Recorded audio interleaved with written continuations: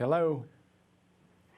Good morning. This is Makiba of melissasource.com, and according to a new survey released, more than half of people with retirement savings have no plan in place for how they will stretch their money once they retire, with 1 in 5 people not giving this any thought at all.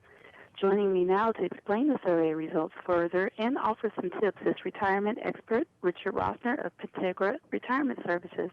Good morning, Richard. Thank you for joining me today. Good morning, Makiba. Thank you for having me here.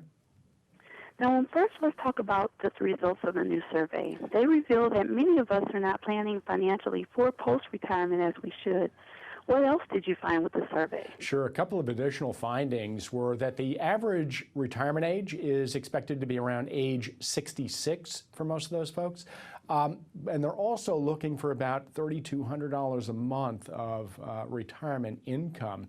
And, you know, in terms of the retirement age, a significant 25% are looking at post-age 70 for retirement, and then there's another 18% who are not planning on retiring at all. They're planning on working, quote-unquote, forever.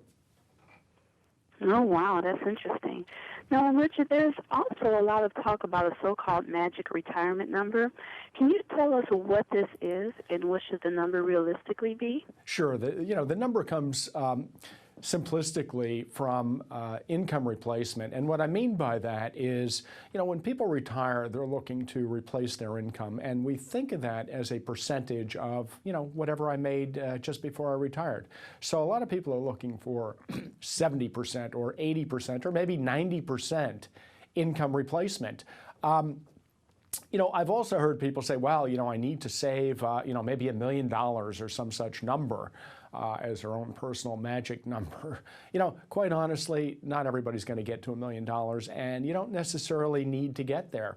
Really, what I recommend is you kind of take a look at a realistic approach of what do you really need on a monthly basis? What would it take to pay the bills? What are your costs of living, so to speak? Is your home paid for? That means you might have a reduction in expense there. If the kids are out of the household, again, that's probably a reduction in expense, or maybe not.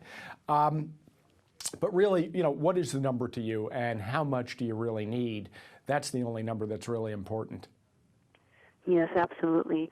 Now, Richard, also according to the survey, many people haven't planned or even have considered how they will take their money once they retire.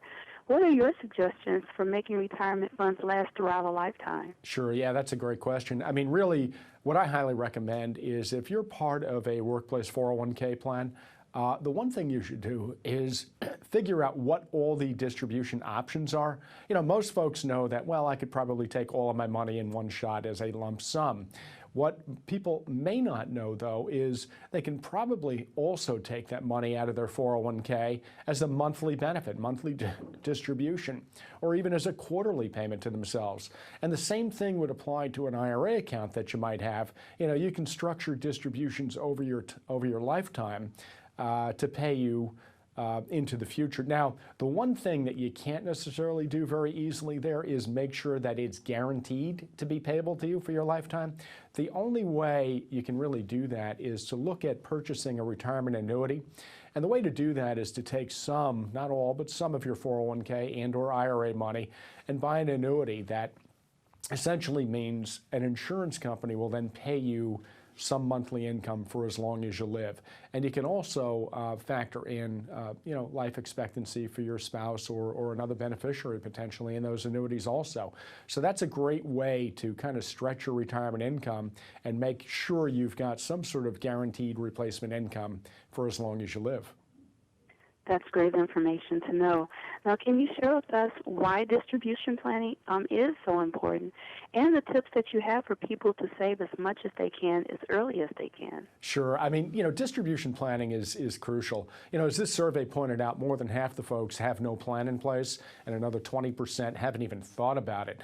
So, it's been drilled into all of us, save, save, save, because really it's up to the employee today to save as much as they can. There aren't very many corporate pension plans around anymore that pay you that retirement income. So really it's up to each individual to make sure they can handle this on their own. So the distribution planning phase is crucial. And some of the things that I also look at are Social Security benefits. A lot of people when they retire say, hey, well, I should start to draw my Social Security immediately. Well, an option out there is to actually delay receipt of that benefit until as late as age 70.